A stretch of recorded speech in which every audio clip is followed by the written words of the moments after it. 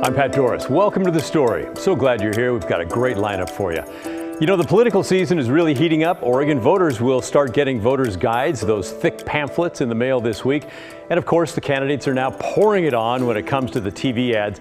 And we are here to help you sort it all out. We're going to be pulling apart an attack ad today, and that is our big story.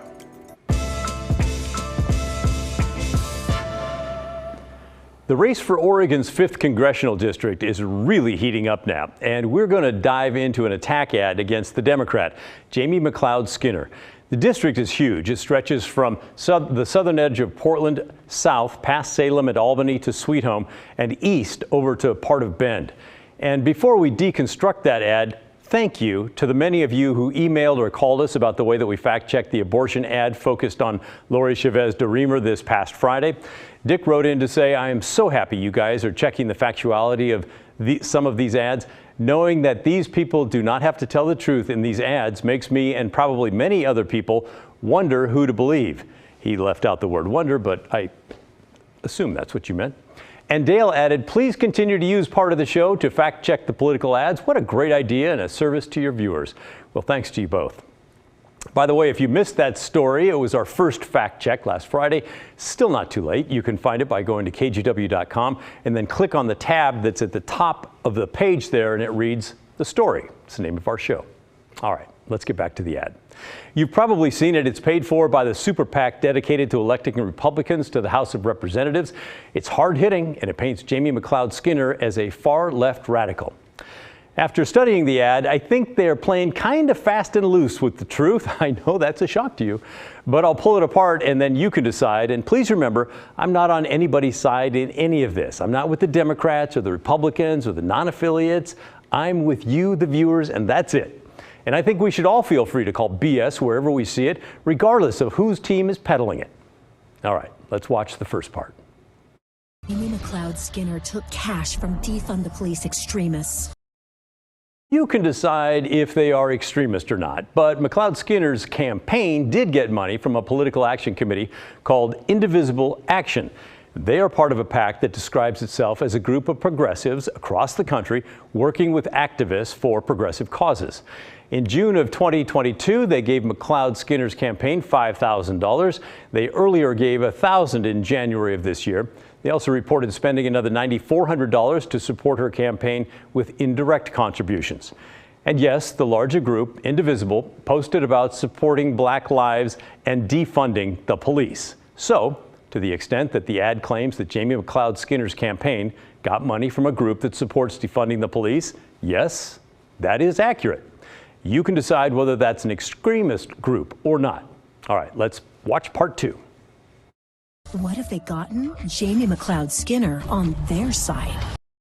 Okay, that line is misleading at best. And here's why. It makes it sound like as a result of the donation, then McLeod-Skinner started spouting things the group liked, when in fact, she was putting out statements the group probably liked a year and a half before they gave that campaign money. Want proof? Well, it's in the ad's next line. She called violent riots righteous anger. Now, you might have noticed that the ad sources Twitter to back up that statement, so I went and tracked down that statement on Twitter. And sure enough, McLeod-Skinner did put out a Twitter statement in August of 2020. And in that tweet, she's talking about riots, yes, but Portland, no. She's talking about Kenosha, Wisconsin, over the police shooting of a black man. But the ad puts the statement over video of riots in Portland, which probably makes you think she's tweeting about Portland. She was not.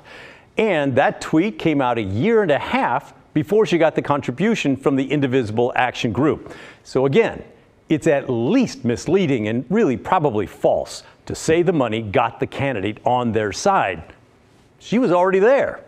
Let's watch a bit more. Those same radicals want to abolish ICE. Okay, now just to make sure that we're all on the same page here, it's not like these people want to have warm drinks, okay? We're talking about ICE, the U.S. Immigrations and Custom Enforcement Group. And it's still up to you if you want to call them radicals, but this time the ad is referring to an endorsement of McLeod-Skinner by a different group. This one is called the Working Families Party, and yes, they do have a goal of abolishing ICE, the agency, that is. So, as a standalone, does Working Families Party want to abolish ICE? Yes. McLeod-Skinner has not said that, though, although she is endorsed by the largest Latino union in Oregon. All right, let's watch one last statement from the ad. And McLeod-Skinner sided with them, openly helping criminals evade law enforcement. Well, that statement also sources social media, a Facebook post from August of 2020. I was also able to track that one down, and sure enough, she did put out an alert on Facebook. More ICE sweeps in Bend today. Alert, ICE is in Bend today. Our Latinx community is advised to stay inside. Okay, that's an old tweet. That's not happening today. So that last claim by the ad about openly helping folks evade law enforcement, yeah, that's accurate. You can decide if the people in question are criminals or not. But overall, I hope you can see what's happening in this ad. They're making several statements that, if they were to stand alone, they'd be accurate. Did she get donations from a group that wants to defund police? Yes. Did she call a riot righteous anger? Yes. Does a group that endorsed her want to abolish ICE? Yes. But while those statements might be accurate by themselves, the overall message that they're sending you, especially with the video, is not accurate. McLeod-Skinner did not call Portland riots righteous anger, and she did not say she wants ICE abolished. The candidate was here at KGW recently for our Straight Talk program, and Laurel Porter asked her about that ad and her position on police. Your opponent has said, and attack ads against you claim that you have supported defunding the police. Have you ever supported defunding the police? Have you ever supported cutting resources for police? And would you ever? No, and just the opposite. And first of all, those spliced photos are ridiculous. So what you see in commercials when people try to sway things is they will make fake pictures and they'll put it out in front of people. Ironically, especially on this issue, I'm the only one in this race who's actually increased funding for police, for accountability, for training, and for officer wellness. I did that as a city manager. I did that as a council member and vice mayor. Just last year, when I worked in talent as the interim city manager, when I got there, they did not have 24/7 coverage. When I left, they did. My overall report on that ad, it mixes statements or facts that are true in a way to leave you easily thinking something that is false. So, what do you think? Have any comments on that ad in particular? Do you have any other ads you'd like us to look at? Send me an email. Our address is thestory@kgw.com or call our voicemail 503-226-5090. I look forward to hearing from you. And while we're talking about politics, make sure to tune in next week for a gubernatorial debate sponsored by KGW and the Oregonian. It's Wednesday, the 19th at 7 p.m. We'll have the top 3 candidates answering your questions live. Send us any questions you have, and we'll do our best to get them answered next week. Let's turn now to the state of Washington, where our sister station in Seattle recently got a rare opportunity. They were allowed inside the state's highest security prison, the Washington State Penitentiary in Walla Walla, what you're seeing right there. It's the first time a news crew has been given access in a decade. This story is part of their Facing Race series. As Sebastian Robertson reports, Native American inmates say the return of sacred practices behind bars is helping connect their past with a better future. Head 4 hours east of Seattle, across the ancestral lands of the Cayuse, Umatilla, and Walla Walla people. You'll eventually cross a prison boundary, where you'll find tribal members who spend days thinking about what they've lost, daydreaming about freedom. For the first time in nearly 3 years, inmates here are hosting a traditional Native powwow, with family and friends as guests. Part religious ceremony, part celebration. Really? Yeah. Wow. Talon Saluskin is a member of the Yakima tribe and an inmate of the Washington State Penitentiary. I came in pretty angry. That's his mom at his side. I've come a long way. It's a blessing to know that we're sharing this time. For Saluskin and dozens of other Native inmates, this is an extraordinary day in prison. We take advantage of this and we put our culture all the way up, preserve our culture, and we learn our ways, and we give back to the community for everything we've taken, you know. In many cases, what they've taken, they can't replace. Remember when I call, I say, "Hi, grandson."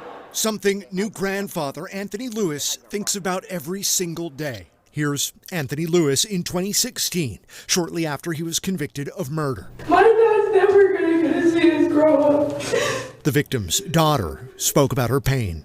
It's not fair. Words that clearly weighed heavy on Lewis. With all my heart, on my knees, I beg you guys to forgive me for what I became. That was 6 years ago. Today, he finds healing and repentance in long-founded tribal traditions. Well, when we make these things like this is our sacred medicine here. This is what we believe in. Healing found through beadwork and prayer. Everything that we've done is one bead at a time. You know what I mean? Just like one step at a time. It's what we do. You dance out there with the dancers? Look at the dancers, too. Lewis has sobered and softened. Oh, you look cool, guy. You can see it with family. Love you, grandson. Say, I love you. His grandchild, who was allowed to take part today. Like the powwows, most visits were canceled by the pandemic. The powwow came back to the state penitentiary with the help of Jeremy Garrettson, a convicted felon turned mentor for recently released prisoners. He worked with the DOC to make today's celebration a reality. Being able to have a moment to brush all of that off and have a moment with your family to just look your loved ones in the eye and be together, it's priceless, man. His life's mission is to keep these men from ever going back. Native Americans may not have the highest population per capita in this facility, but they have the highest recidivism rate amongst their ethnic and culture group. Our people are routinely coming back and coming back and coming back, and it's a perpetual wheel that has to stop. State records show Native inmates have the highest recidivism rate of any other demographic. For the general population, 32% will return to prison within 3 years. But for Native inmates, the rate is 45.3%, nearly half back behind bars in the same time frame. Garrettson knows better than anyone else how powerful indigenous cultural traditions can be. A decade ago, he found spirituality behind prison walls in a sweat lodge ceremony. And from that point forward, I focused on culture. The void in me that I used to feel with the gangs and the drugs and the nonsense, I now filled with the culture, the ceremony, and the medicine.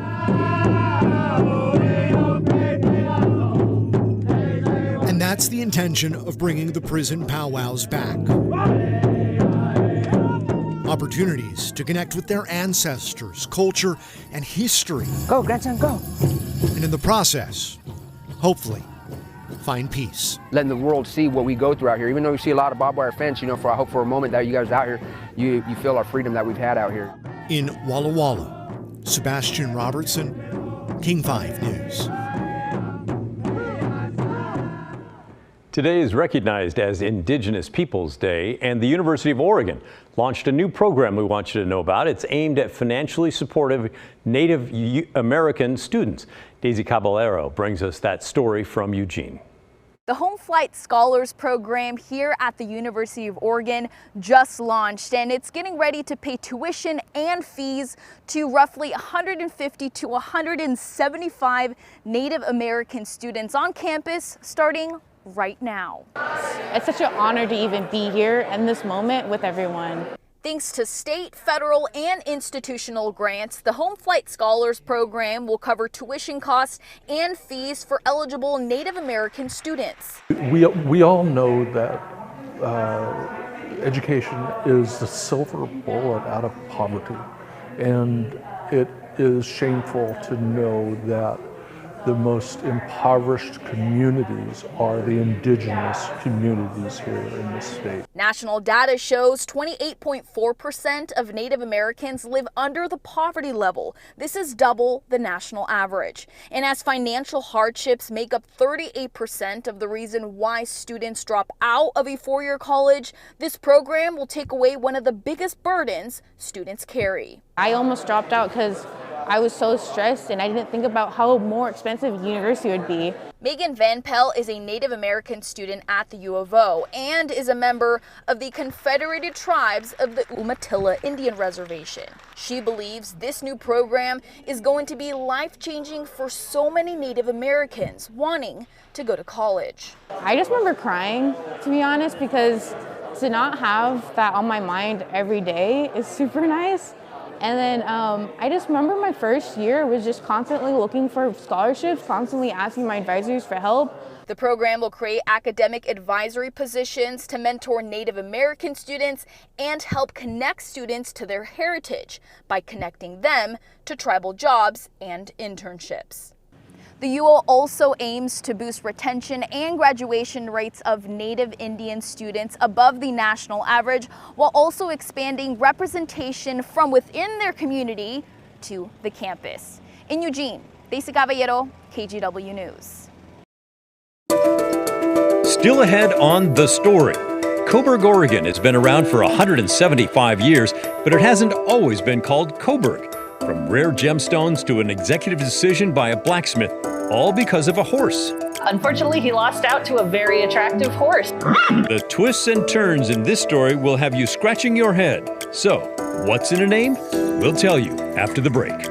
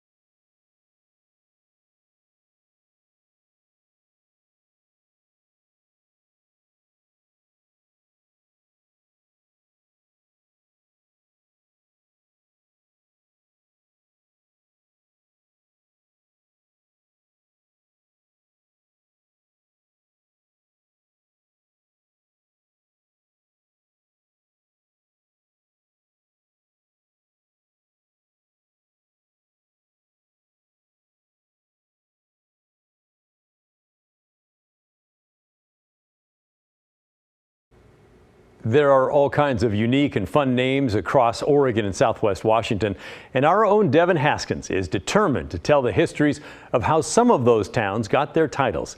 Cobberg, down in Lane County, is no exception, with a roller coaster ride of monikers. Here's Devin Haskins with What's in a Name.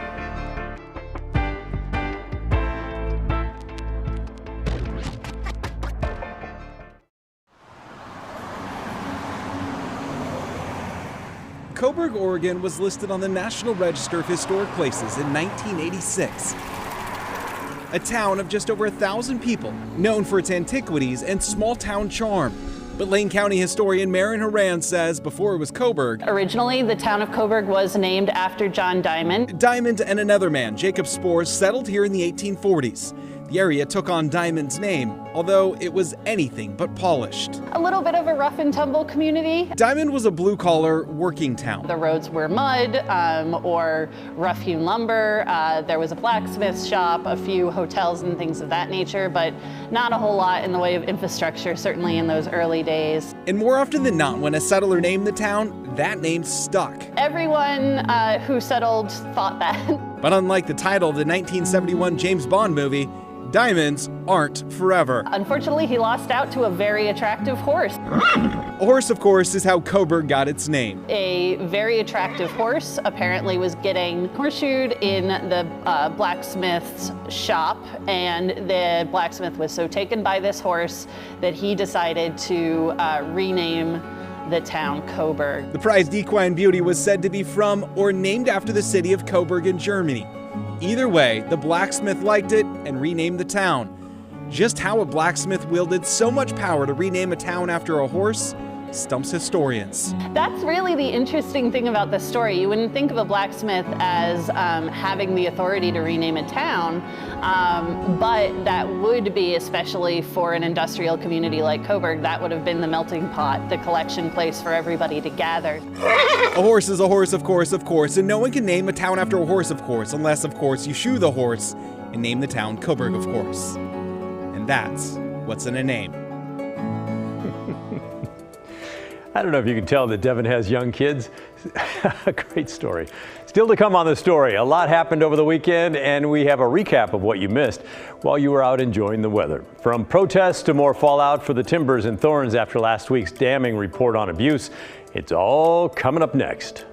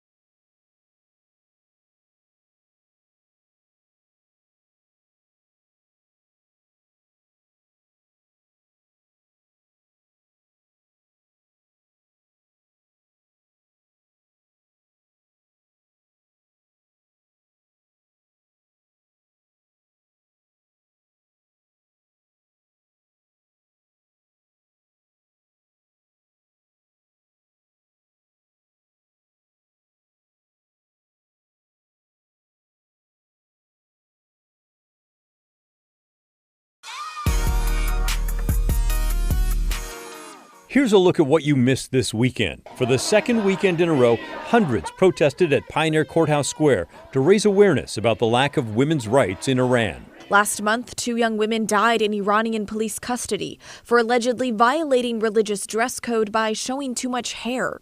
Since September, 11 people have been killed in Iran for protesting these rules. That's according to the most recent tally by the Associated Press. I know what Iranian people are feeling right now because I was one of the lucky ones that I survived. That could have been me. That was me. I just had the opportunity to be alive and speak right now. And that's why we are here, because every girl, every woman, every man that is saying enough is enough and stop killing us, they are being prosecuted and they are being killed in Iran right now. New fallout from an investigation into systemic emotional abuse and sexual misconduct in the National Women's Soccer League. Alaska Airlines, a major sponsor of the Portland Timbers and Thorns FC, is pulling out, redirecting funds from the teams. For the rest of this financial quarter, the money will instead go to the NWSL Players Association, Support the Players Emergency Trust, and to youth sports in the Portland area. Alaska Airlines, whose logo is on the front of the Timbers jerseys, said in a statement they were deeply concerned about the recent findings. Since the report was released, the Portland Timbers fired President of Soccer Gavin Wilkinson and President of Business Mike Golub. Owner Merritt Paulson is stepping away from Thorns' decision-making for the time being. Ben & Esther's Vegan Jewish Deli has 2 locations in Portland, one on Northeast Sandy Boulevard and another here on Northeast Alberta. Saturday morning, employees found a hate symbol painted on the door of the shop. Just one of my employees came in the morning and noticed that there was a swastika either spray painted or drawn with a paint marker on our front door logo. Store owner Justin King says the swastika was spray painted on the picture of his grandparents. It's more than just a corporate logo. For me, that picture of my grandparents represents the millions of Jews who either died in or fled the Holocaust. Indigenous Peoples Day celebrated early on Sunday in Clackamas County. The county partnered with Clackamas Community College to put on this free in-person event for the first time. And it's a way for us to celebrate the indigenous peoples of Oregon, the different tribes, and the different peoples who were stewards of the land here before Oregon became a state and Clackamas County became a territory and all of that. Is honoring the people that were actually here when European settlers came. So it's really important to give credit where credit is due and celebrate that. And if you missed any of our big stories from last week, we've got a newsletter. It comes out every Monday, and it has a rundown of our biggest stories. It's easy to subscribe. Just open the camera on your phone, point it at this QR code, and it'll take you to a page where you can sign up.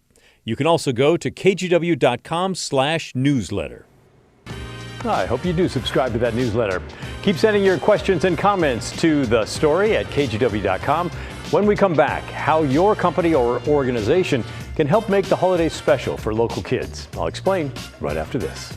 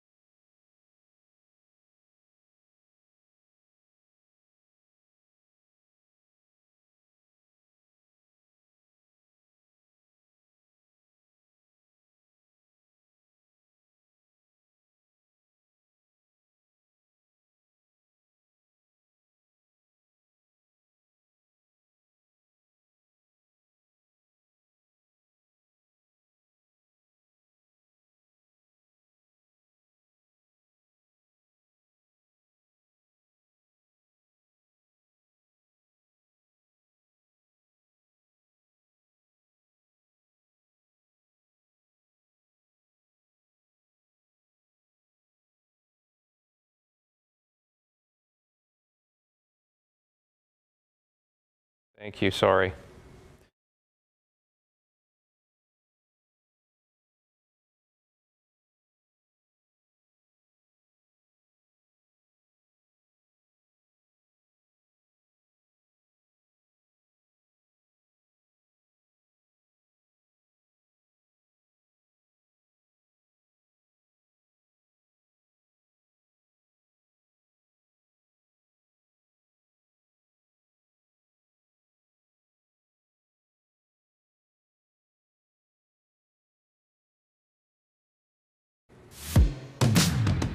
For our Hey Help profile this week, we're talking about the KGW Great Toy Drive, which is coming soon. Last year, with your help, we donated over 30,000 toys to local kids, and we want to help even more have a happy holiday season this year. You can join now. Just go to kgw.com/toy. We want you to sign up your organization. We'll send a collection kit out, and you can help collect toys for local families. Hey, that's the end of our show. Thanks so much for being with us. And remember, the story, our story, well, that never ends. I'll see you soon. This is KGW News at 6:30.